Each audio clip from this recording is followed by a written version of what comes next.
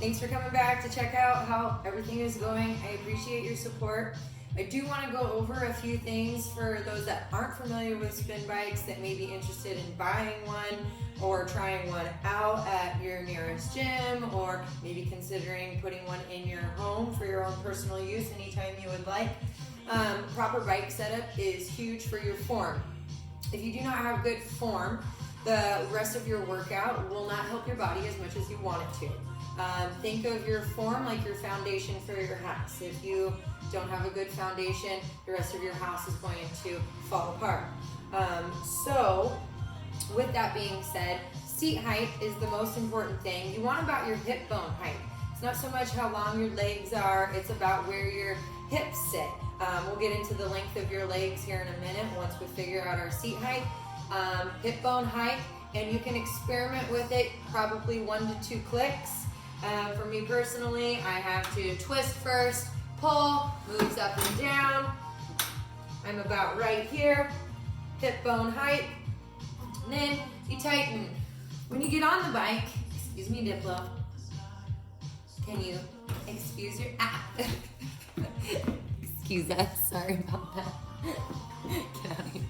So, sorry for that distraction. Diplo felt like he needed to help today. Once you're on your bike, this is where you can start tweaking things. Okay?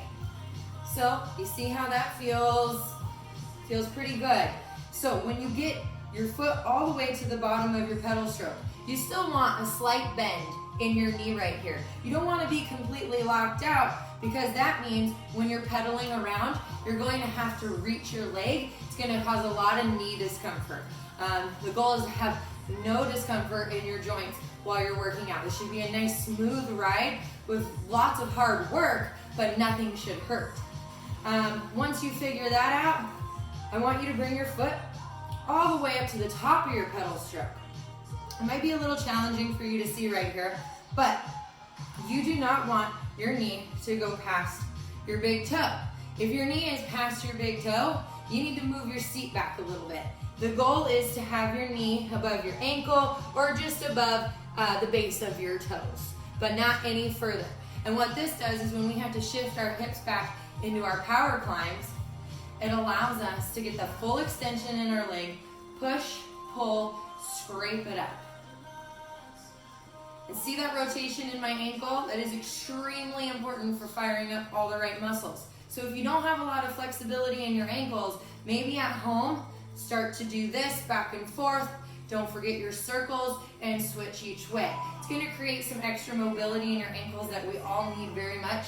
We've spent a lot of our lives doing this. We can't forget the side to sides. Now, once everything is in the correct position, let's take a look at our handlebars.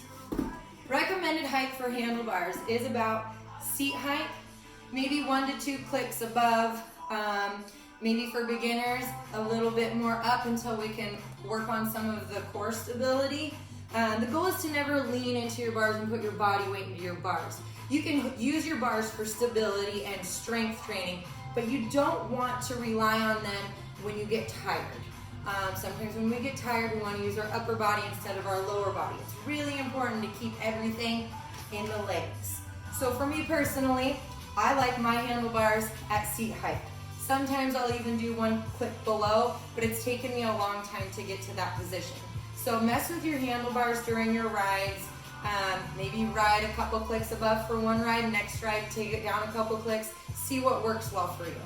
Now, closeness of bars. Again, super personal. Some of us have shorter arms, some of us have longer arms. They go all the way like this. Maybe your handlebars don't. That might not be an option for you. It is for us with these life cycle bikes, which I absolutely love. Life cycle bikes are amazing. They hold up, great quality, nice smooth ride. All of my bikes were used and refurbished. You can find them at a really good deal if that's something that you're looking for.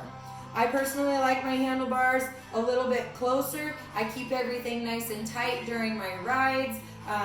It just feels good. I tend to find that if our handlebars are very far away from us, what ends up happening is our shoulders come up. And we'll grab up here and we'll do this, but that doesn't do anything for our core, hurts our shoulders, hurts our necks. So we have to push it down. And sometimes in order to get all that pushed down and pulled back, we need to be a little bit closer to our seat.